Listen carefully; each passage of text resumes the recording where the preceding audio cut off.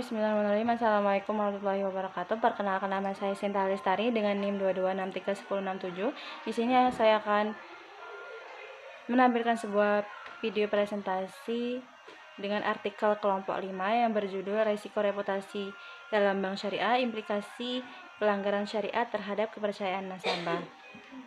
Baiklah, langsung saja. Bank Islam memiliki ciri khas yang membedakannya dengan bank konvensional. Nah, perbedaan ini tidak hanya berakar pada produk dan layanan yang ditawarkan, tetapi juga pada prinsip moral dan filosofis yang mendasari operasinya. Nah, bank-bank ini bukan hanya sekedar entitas keuangan yang hanya berfokus pada laba. Mereka juga mengemban kewajiban etis dan spiritual untuk membina kerangka ekonomi yang adil, berprinsip, dan berbasis agama.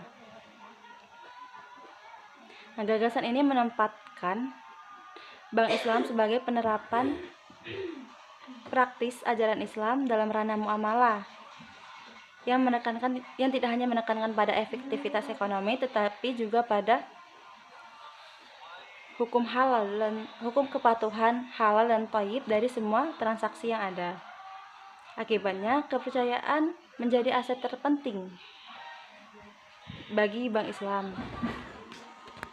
Jika kepercayaan itu dikompromikan, tujuan utama dari lembaga ini pun berkurang karena klien tertarik pada mereka bukan hanya sekedar melihat pendapatan laba mereka, tetapi juga karena jaminan mereka terhadap investasi mereka itu sejalan dengan keyakinan agama mereka. Dengan demikian, Bank Islam itu memiliki tanggung jawab yang lebih tinggi dibandingkan dengan bank konvensional. Karena dalam bank konvensional itu dinilai berdasarkan profitabilitas dan hasil pendapatan. Sedangkan bank Islam itu dievaluasi berdasarkan kepatuhan mereka terhadap prinsip-prinsip Islam yang ada. Nah, hal ini menggambarkan bahwa kepercayaan diberikan kepada bank Islam itu bersifat kompleks, meliputi yang pertama itu ada kepercayaan spiritual, artinya itu bank memastikan bahwa uang yang dikelola sesuai dengan prinsip syariah. Nah, yang kedua itu kepercayaan sosial, artinya menjamin bahwa bank beroperasi dengan cara yang adil dan terbuka. Dan yang ketiga itu kepercayaan profesional, artinya jaminan bahwa bank itu mengelola aset secara aman dan efektif. Yang selanjutnya itu ada metodologi penelitian. Dalam artikel ini, penelitian ini menggunakan metode kuantitatif dengan fokus pada data terukur yang dianalisis secara statistik untuk memperjelas hubungan antar berbagai variabel. Teknik yang digunakan dalam penelitian ini yaitu explanatory, yang mana itu bertujuan untuk memperjelas dampak dari variabel independen yaitu pelanggaran prinsip syariah terhadap pada variabel dependen yaitu kepercayaan nasabah. Berdasarkan dari hasil analisis penelitian didapatkan bahwa pelanggaran prinsip syariah itu berpengaruh negatif dan signifikan terhadap kepercayaan nasabah dalam bank syariah. Hasil regresi itu menunjukkan bahwa semakin tinggi intensitas pelanggaran syariah, maka tingkat kepercayaan nasabah itu akan semakin menurun.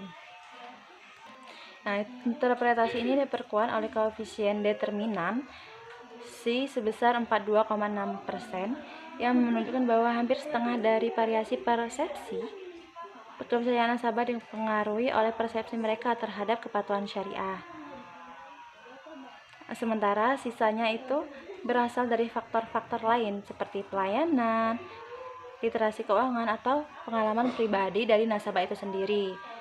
Nah, uji T yang signifikan itu menegaskan bahwa hubungan tersebut tidak terjadi secara kebetulan, tetapi benar-benar mencerminkan pada hubungan sebab akibat. Oleh karena itu, manajemen risiko reputasi berbasis syariah harus menjadi prioritas utama bagi bank syariah agar tidak kehilangan kepercayaan publik yang telah dibangun selama ini. Baiklah, itulah yang dapat saya sampaikan. Apabila terdapat salah kata saya mohon maaf. Saya akhiri. Wassalamualaikum warahmatullahi wabarakatuh. Terima kasih sudah menonton.